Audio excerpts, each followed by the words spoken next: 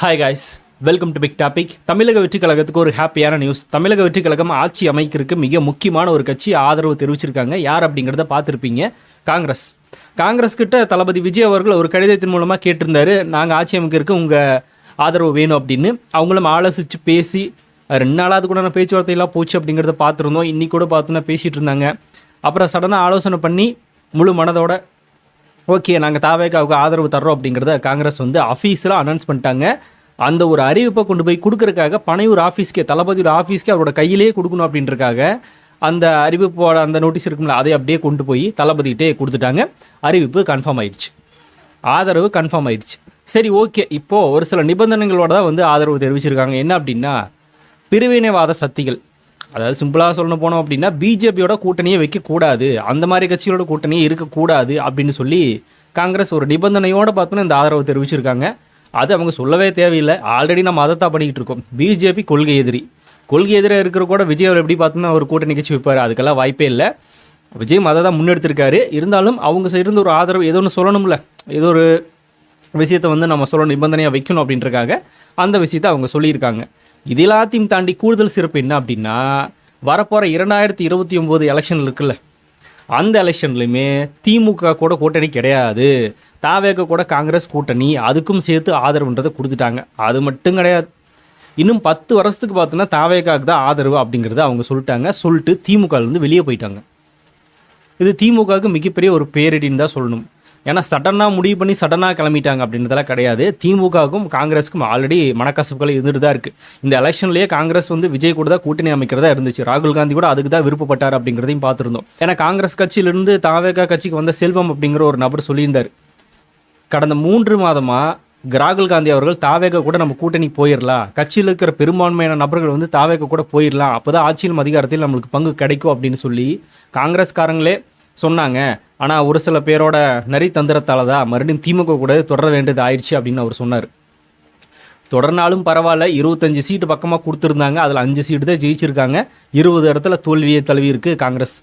So அப்படி இருக்கிறப்போ இதையெல்லாம் பார்த்துட்டு என்ன பண்ணுவாங்க, ஆல்ரெடி வர திமுக வெளிவிடாமல் சில டிமாண்ட்ஸ் எல்லாம் வச்சாங்க. அதாவது இன்னும் சீட்லாம் கேட்டிருக்காங்க காங்கிரஸ், ஆனால் திமுக இவ்வளோ தான் குடிக்க முடியும்னு சொல்லி கொடுத்துருக்காங்க. கொடுத்த இடத்துலையும் திமுக மேலே இருக்கிற அதிருப்தி காரணமாக காங்கிரஸ் பல இடங்களில் ஜெயிக்கவே இல்லை. வெறும் 5 தொகுதியில் ஜெயிச்சிட்டாங்க. இப்போ 5 எம்எல்ஏ கேண்டிடேட் அவங்ககிட்ட இருக்காங்க. அந்த எம்எல்ஏ கேண்டிடேட் பார்த்தோன்னா இப்போ தாவேக்காக்கு ஆதரவு அப்படின்றது அவங்களும் சைன் பண்ணி அந்த கடிதத்தை கொண்டு போய் தளபதிகிட்ட கொடுத்துட்டாங்க. தெரிஞ்சிருச்சு, 10 வருஷத்துக்கு இனிமேல் காங்கிரஸ் கட்சி தளபதிக்கு தான் ஆதரவு. 2029 ஒரு முக்கியமான தேர்தல், அந்த தேர்தலையுமே விஜய்களுக்கு தான் ஆதரவு அப்படின்றத சொல்லிட்டாங்க. இது எல்லாத்தையும் தாண்டி இந்த 10 வருஷத்துக்கு தாவேகா கூட சேர்ந்து காமராஜர் தந்த அந்த பொற்கால ஆட்சியை நாங்கள் தரக்க முயற்சி பண்ணுவோம் அப்படின்ற ஒரு வார்த்தை வேறு மென்ஷன் பண்ணியிருக்காங்க. அப்படின்னா என்ன அர்த்தம்னா திமுக காரங்க இது வரைக்கும், அதாவது ஸ்டாலினோட ஆட்சியில், காமராஜர் ஆட்சியில் எதுவுமே நடக்கல அப்படிங்கிறத அவங்க ஒத்துக்கிறாங்க, வெளிப்படையாக சொல்கிறாங்க. திமுகவுக்கு ஒரு மறைமுகமான சாடல். சிவா அப்படிங்கிற ஒரு நபரெல்லாம் காமராஜரை எந்த அளவுக்கு கேவலமாக பேசியிருந்தாரு, அப்போ காங்கிரஸ் கட்சி நபர்களெல்லாம் எந்த அளவுக்கு மனவேதனைக்கு ஆளானாங்க அப்படின்றத பார்த்துருந்தோம் இல்லையா.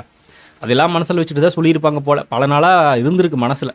சரி, கூட்டணி கட்சியாக போயிட்டோம், வேறு எதுவும் பேச முடியாது அப்படின்றக்காக பல்ல கடிச்சிட்டு இருந்திருக்காங்க. அப்பவும் கூட தேர்தல் நேரத்தில் கூட நிறைய பேர் வெளியே சரி இந்த கூட்டணி பேசிட்டு இருக்கும்போது திமுக எங்களோட கூட்டணி கட்சி தொடராமல் போகட்டும், அதெல்லாம் அடுத்த கட்டம், ஃபஸ்ட்டு எங்களை மரியாதையாக நடத்துங்க, மரியாதையாக பேசுங்க அப்படின்னு நிறைய பேர் குற்றச்சாட்டு வச்சு அதுக்கு மீட்டிங்கெல்லாம் வச்சு பேசினாங்க. ஏன்னா தளபதி அப்படின்ற ஒரு நபர், திமுகவில் தளபதி அப்படின்ற ஒரு நபரெல்லாம் காங்கிரஸ் கட்சியெல்லாம் பூத் கமிட்டி கூட ஆள் இல்லாமல் கிடக்குது, 3000-4000 ஓட்டு தான் வாங்கும் அப்படின்னு சொல்லி கேவலப்படுத்தினார்ல. அதெல்லாம் பார்த்துட்டு அவங்க பேசுனது என்ன அப்படின்னா, நம்ம இதிலிருந்து வெளியே போயிடலாம், விஜய் கூடயே சேர்ந்துடலாம், அவர் ஆட்சியிலும் அதிகாரத்தில் பங்குன்னு இருக்காரு, அவருக்கு தான் பெரும்பான்மையான வாக்குகள் விழவும் போகுது, திமுக ஓட்டுனா தோல்விதான் தழுவு அப்படின்னு அப்போவே பேசினாங்க. கிளம்பியிருந்தாங்க அப்படின்னா இந்நேரம் ஆட்சியிலும் அதிகாரத்திலும் பங்குன்றதை அவங்க அடைஞ்சிருப்பாங்க. ஆனால் இப்போ அது கிடைக்காது. ஆதரவுன்றது இவங்க கொடுத்தாலும் ஆட்சியிலும் அதிகாரத்திலும் பங்கெல்லாம் கேட்கறதுக்கு வாய்ப்பு இல்லை, 5 எம்எல்ஏக்களை வச்சுக்கிட்டு. சரி, ஓகே, இருந்தாலும் ஆதரவு தெரிவிச்சிட்டாங்க காங்கிரஸ். இப்போ தாவேகா கூட காங்கிரஸ் வந்துருச்சு. 10 வருஷத்துக்கு இனிமேல் தாவேகா ஆதரவு தான். இப்போ திமுக நபர்கள் பல பேர் பார்த்தோன்னா அதிர்ச்சியில் இருக்காங்க. ஸ்டாலின்கெல்லாம் மிகப்பெரிய அளவில் பேரதிர்ச்சியாக இருக்கும். இன்றைக்கி வேறு ஸ்டாலின் அவர்கள் ஜெயிச்ச எல்லாரையுமே சந்தித்து வாழ்த்துக்கள் தெரிவிக்கிறாரு அப்படின்னு கேள்விப்பட்டோம். அவர் எல்லாருக்கும் வாழ்த்துக்கள் தெரிவிப்பார். ஆனால் இங்கிருந்து போகிற பல பேர் ஸ்டாலினுக்கு என்ன பண்ணுவாங்க அப்படின்னா ஆறுதல் சொல்லுவாங்க. ஏன்னா குளத்தூரில் தூத்துட்டார்ல, ஒரு கட்சியினுடைய தலைவரே தூத்துட்டார் அப்படின்னா அந்த கட்சிக்கு எவ்வளோ பெரிய பின்னடைவு அப்படிங்கிறது தெரியும். சரி, அப்படி இருக்கிற அப்படின்னா அவருக்கு ஆதரவு சொல்லாமல் அவங்களும் போயிருப்பாங்க. ஒரு ஆலோசனை போயிட்டுருக்கு, ஒரு பேச்சுவார்த்தைலாம் நடந்துக்கிட்டு இருக்கு. ஆனால் என்ன, திமுகலேருந்து யாருமே தாவேகாக்கு ஆதரவு கிடையாது அப்படின்றத சொல்லிட்டாங்க. அது விஜய் அவர்கள் அங்கே போய் கேட்க போகிறதும் கிடையாது. சரி, ஓகே. இப்போது காங்கிரஸ் கட்சி அது எப்படி சடனாக பார்த்தோன்னா வந்து உடனே வந்து திமுக விட்டு வெளியே வந்தாங்க, அது எப்படி பார்த்தோன்னா உடனே வெளியே வரக்கு அவங்களுக்கு மனசு வருது அப்படின்னு சொல்லி நிறைய பேருக்கு தோணலாம். திமுக நபர்கள் எல்லாமே நம்பிக்கை துரோகிங்க அப்படின்னு பேசிக்கிட்டு இருக்காங்க.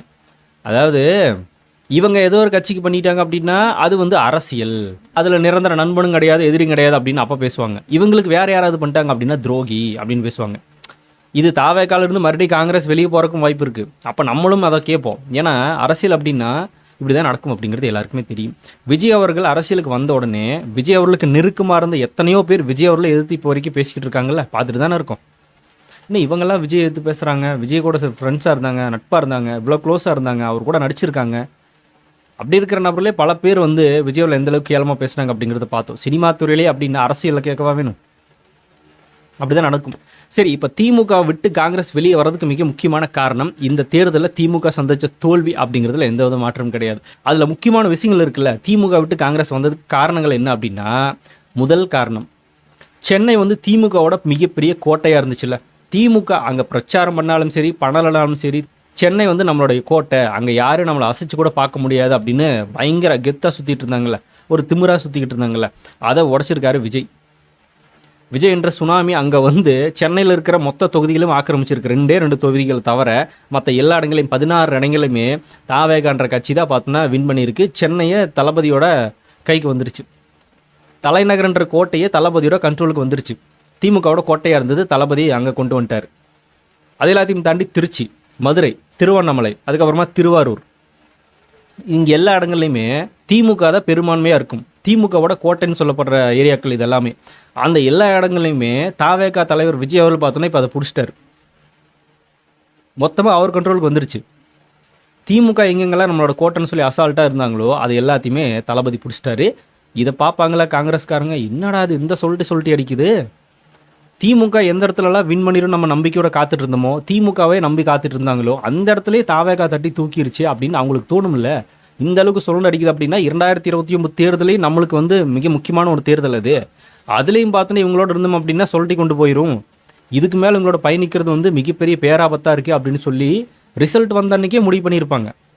ஒரு 2-3 நாள் விட்டு பார்த்தோன்னா இப்போ வந்து தாவேகாக்கு ஆதரவு தெரிவிச்சிட்டாங்க. அப்போவே முடிவு பண்ணியிருப்பாங்க, விஜய் என்ற சுனாமி தூக்கிட்டு போயிருச்சு, இனிமேல் அங்கிருந்தோம் அப்படின்னா நம்மளுக்கு பேராபத்து, நம்ம ஆல்ரெடி பல மாநிலங்களில் கிடையாது, இப்பவும் பார்த்தோன்னா இது கூட சுற்றிட்டு இருந்தோம் அப்படின்னா நம்மளுக்கு வேலைக்கு ஆகாது, அதனால் நம்ம கிளம்பிடுவோம் அப்படின்ற முடிவை அவங்க எடுத்துருக்கலாம். இது ஒரு காரணம். இதையெல்லாம் விட கொளத்தூரில் விஎஸ் பாபு அப்படிங்கிற தாவேகா வேட்பாளர், ஒரு வேட்பாளர் கொளத்தூர் தொகுதியில் ஸ்டாலின் அவர்கள் தோற்கடிச்சிருக்கார். ஒரு கட்சியினுடைய தலைவர் சட்டமன்றத்துக்கு போக முடியாத அளவுக்கு ஒரு கட்சியினுடைய தலைவரை, இன்னொரு கட்சி தலைவர்லாம் கிடையாது, ஒரு வேட்பாளர் தாவேகோட ஒரு வேட்பாளர் தோற்கடிச்சிருக்காரு. அப்படி இருக்கிறப்போ இதையும் பார்ப்பாங்களா காங்கிரஸ்? பார்ப்பாங்களா? ஆனால் கட்சியோட தலைவரே தோற்கடிச்சிட்டாங்க, கட்சியோட தலைவரே பார்த்தோம்னா போயிட்டாரு. அதுவும் சொந்த தொகுதியான கொளத்தூர்ன்றது ஸ்டாலின் அவர்களுக்கு எந்த அளவுக்கு ஒரு முக்கியமான தொகுதி அப்படிங்கிறது தெரியும். ஸோ அந்த தொகுதியிலேயே வந்து ஸ்டாலின் அவர்களே காலி பண்ணிட்டாங்க அப்படின்னா அப்போ நம்மளாம் ஏமாத்துறோம் அப்படின்னு சொல்லி அவங்களுக்கு தோணியிருக்கலாம், அதனாலையும் வெளியே போயிருக்கலாம். சரி, இதை எல்லாத்தையும் தாண்டி இந்த தேர்தலில் விஜய் அப்படிங்கிற ஒரு நபர்கிட்ட திமுக எந்த அளவுக்கு வம்புழுத்து வச்சிருக்கு அப்படிங்கிறது நம்மளுக்கு தெரியும். யார் எந்த அளவுக்கு கேவலமாக அசிங்கமாக ஆபாசமாக திட்ட முடியுமோ அந்த அளவுக்கு பேசி வச்சுருக்காங்க.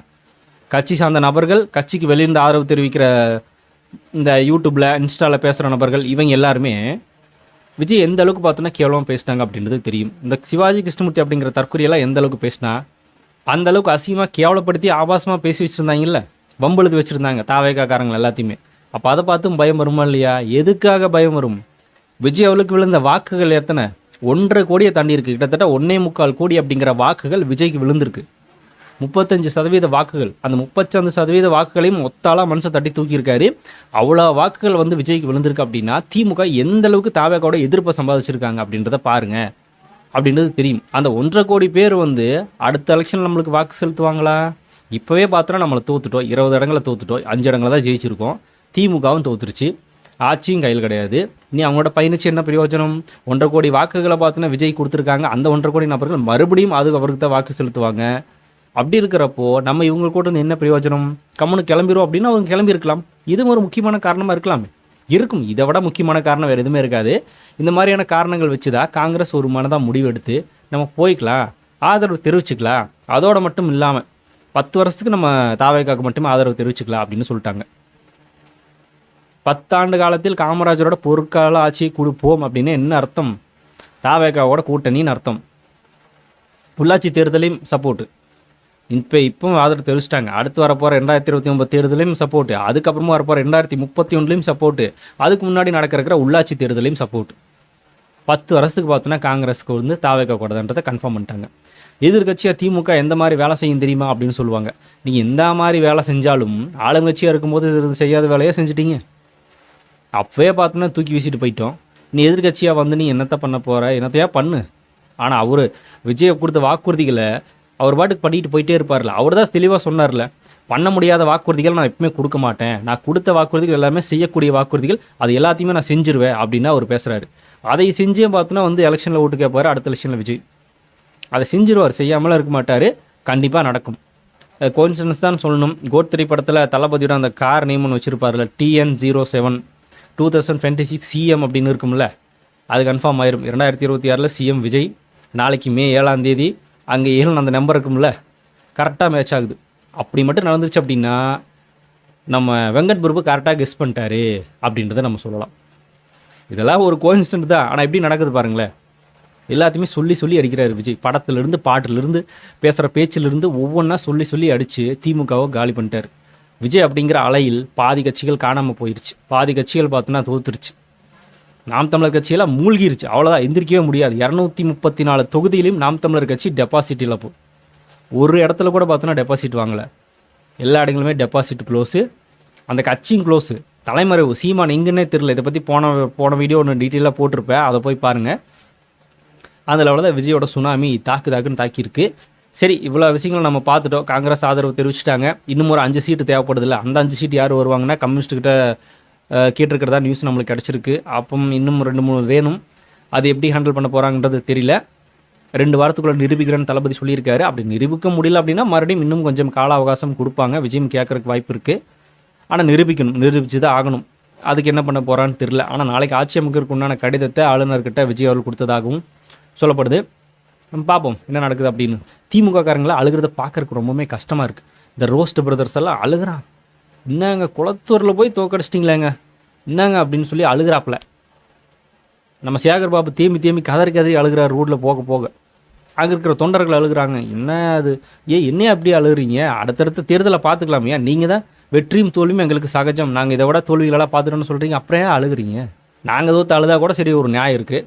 நீங்கள் தான் பார்த்தோன்னா பல வருஷமாக அரசியலில் வளர்ந்துன்னு கொட்டை போட்டவங்களாச்சு, நீங்கள் எதுக்கு அழுகிறீங்க, அடுத்த தேர்தலில் பார்த்துக்கலான்னு விட வேண்டியதானே. இதில் வேறு நம்மளுக்கு கிளாஸ் எடுத்தாங்க.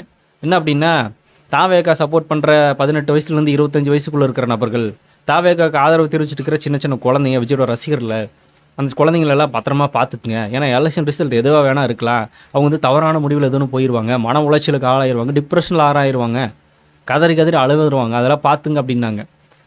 அது எல்லாமே ஆப்போசிட்டில் திமுகவுக்கு நடந்துகிட்டு இருக்கு. அது எல்லாமே ஆப்போசிட்டில் நாம் தமிழர் கட்சிக்கு நடந்துகிட்டு இருக்கு. விஜயோட வெற்றியால் நாம் தமிழர் சீமானும் கண்கலங்கிட்டார், ஸ்டாலினும் கண்கலங்கிட்டார், உதயநிதி கண்கலங்கிட்டார், சேகர்பாபு கண்கலங்கிட்டார். அதிமுக எடப்பாடி அவர்கள் நம்மளுக்கு வெளியே தெரியல, அவரும் சோகமுகத்தோட தான் சுற்றுறாரு. விஜயோட வெற்றியை பார்த்து 2 கட்சிகளும் கலங்கி நிற்கிது. இது எல்லாத்தையும் தான் இன்னொன்று சொல்ல மறந்துட்டு பாருங்களேன். கிட்டத்தட்ட 50 வருஷத்துக்கு மேலன்னு கூட வச்சுக்கலாம்னு வச்சுங்களேன். திமுக அதிமுக இந்த 2 கட்சிகள் தான் ஆட்சி அமைச்சிட்ருக்கு. இதை தவிர வேறு யாருமே வர முடியாது அப்படின்ற ஒரு பிம்பத்தை பார்த்தோன்னு இங்கே கட்டமைச்சு வச்சுருந்தாங்க. அதுக்குன்னு மாற்றாக யாருமே கிடையாது. ஒன்று இவர் இல்லைன்னா இவர், அதாவது அதிமுக இல்லைன்னா திமுக, அது 2 தான். வேறு யாரும் உள்ளே வந்து எதுவுமே பண்ண முடியாது அப்படின்ற ரேஞ்சுக்கு தான் அரசியல் கட்டமைப்புன்றது இருந்துச்சு. ரைட்டா? அதை வந்து ரஜினி கட்சி ஆரம்பித்தா அதை முறியடிச்சிருவார் அப்படின்னாங்க. அவர் என்னன்னா, எடப்பாடி பழனிசாமி எவ்வளோ பலமான கட்டமைப்போடு இருக்காரு, ஒரு பண பலத்தை வச்சுருக்காரு, கஜானாவே கையில் வச்சுருக்காரு, அவர் நம்ம எடுத்து ஜெயிக்க முடியுமா அப்படின்னு பேசுகிறாரு. இந்த பக்கம் ஸ்டாலின், கருணாநிதி இறந்துட்டார், அவருடைய மகன் தான் நிரூபிக்க வேண்டிய ஒரு கட்டாயம். அப்படி இருக்கிறப்ப அவர் எடுத்து நம்ம இப்படி ஜெயிக்கிறது, ரசிகர் பட்டாளத்தை வச்சுட்டு அதெல்லாம் முடியாது, அதனால தான் நான் உடம்பு சரியில்லைன்னு கிளம்பிட்டேன் அப்படின்னு அவர் கிளம்பிட்டார். பயந்துட்டு போயிட்டார், மன வலிமை இல்லாமல் பயந்துட்டு போயிட்டார். இவங்களை எப்படி நம்மளால் ஜெயிக்க முடியாது அப்படின்றது இவராக கெஸ் பண்ணிக்கிட்டு கிளம்பிட்டார். அதனால் அவர் கட்சி ஆரம்பிக்காமையே ஓடி போயிட்டார். அது நடக்கலை. அப்பவும் பெருமையாக பேசினாங்க, யார் வந்தாலும் இல்லை. கமல்ஹாசன் வரும்போதும் இதையே தான் பேசினாங்க, ஒன்றும் பண்ண முடியாது. விஜய் வந்தப்பவும் இதையே தான் பேசினாங்க, வாடகை வாய்களை விட்டு பேச விட்டாங்க. நாம் தமிழர் கட்சி, அதிமுக, திமுக, பிஜேபி எல்லாருமே பேசினாங்க. விஜய் அப்படிங்கிற நபரை வரவே முடியாது அப்படின்னாங்க. 2 ஆலமர கட்சிகள் பார்த்தோன்னா ஒன்று இவர் இல்லைன்னா நான், இதுதான் அப்படின்னு நடக்கணுந்தாங்க. அந்த 2 ஆலமரத்தையும் பார்த்தீங்கன்னா பிடுங்கி தூக்கி வீசினார்ல. திராவிட கட்சிகள் மட்டும் இல்லை, இங்கே இன்னொருத்தனும் ஆள முடியும், நானும் வர முடியும், என்னாலையும் ஆட்சி அமைக்க முடியும் அப்படின்றத நிரூபிச்சிருக்காருல்ல. திராவிட கட்சிகள் இல்லாமல் 2 கட்சிகளுமே வெளியே இருக்குது. புதுசாக வந்து ஒரு மாற்றம் அப்படிங்கிற ஒரு கட்சி உள்ளே இருக்குது. அதுவும் ஃபஸ்ட்டு தேர்தலையே 35% வாக்கு அங்கீகரிக்கப்பட்ட கட்சியாக மாறி 35% வாக்கை வாங்கி 2 தொகுதியிலையுமே ஜெயிச்சு தனிப்பெரும்பான்மையோட ஒத்த ஆள் தட்டி தூக்கியிருக்காரு. என்ன மாதிரி ஒரு சாதனை இதெல்லாம் பார்த்தோன்னா வரலாறுல யாருமே இது இனிமேல் பண்ணுறதுக்கு வாய்ப்பே இல்லை. இதெல்லாம் யாருமே பண்ண முடியாது. இனி எவ்வளோ வருஷம் ஆனாலும் பார்த்தோன்னா இந்த ரெக்கார்டை பீட் பண்ணவே முடியாது யாருமே. 2 ஆலமர கட்சிகளே பிடிங்கி வீசிட்டாரு. பிஜேபி முடிஞ்சுது. பிஜேபி ஒரே ஒரு இடத்துல மட்டும் ஜெயிச்சிருக்கு. கிட்டத்தட்ட 26-27 இடங்கள்ல நின்னாங்க. அதில் ஒரே ஒரு இடத்துல தான் ஊட்டியா நீலகிரியான்னு தெரியல, அங்கே ஜெயிச்சிருந்தாங்க. மற்ற எல்லா இடங்களையும் படுதோல்வி. திமுகவும் தோல்வி. எல்லாமே போச்சு, அவ்வளோதான். விஜய் அப்படிங்கிற சுனாமி அடித்து நகர்த்திட்டு போயிடுச்சு.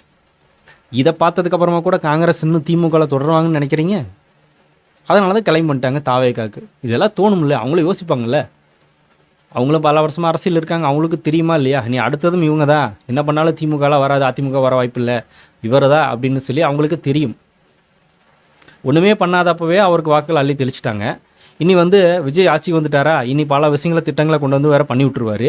இனி அது மக்கள்கிட்ட இவங்க தப்பாகவே சித்தரித்தாலும் அவர் அதை பண்ணார், இதை பண்ணார், வாக்குறுதி நிறைவேற்றிட்டார், இதை கொண்டாண்டார் அப்படின்னு பேசி அப்போ இவங்களும் வாக்குகள் இன்க்ரீஸ் பண்ணுவாங்க. இது வரைக்கும் போடாத நபர்கள் கூட அவருக்கு போடுற வேலையை தான் விஜய் இனி பண்ணுவார். அதான் சொன்னார்ல, நம்மளுக்கு வாக்கு செலுத்தியவர்களுக்கும் செலுத்தாதவர்களுக்கும் சேர்த்தியே உழைப்போம் அப்படின்னார்ல. இனி அந்த வேலை கரெக்டாக செஞ்சார் அப்படின்னா மீதம் இருக்கிற போடாத வாக்குகளும் விஜய்க்கு 2029 எலெக்ஷன்லேயும் விலக வாய்ப்பு இருக்குது. இது டெஃபினட்டாக நடக்கும். இதெல்லாம் புரிஞ்சுதா காங்கிரஸ் ஆதரவு மட்டும் இல்லைங்க, ஆதரவு மட்டும் தெரிவிச்சுட்டு என்ன பண்ணுறது. 2029 கன்ஃபார்ம் வச்சுக்கலாம், 31 அவரோட வச்சுக்கலாம், உள்ளாட்சி தேர்தல் அவரோட வச்சுக்கலாம், ஆனால் 10 வருஷத்துக்கு அவரோட வச்சுக்கலாம். 10 வருஷத்துக்கு இனிமேல் தாவேகா காங்கிரஸ் கூட்டணி அப்படின்றத முடிவு பண்ணிட்டாங்க. திமுக காரங்களுக்கு பகீர் நடிச்சுக்கிட்டு இருக்கு.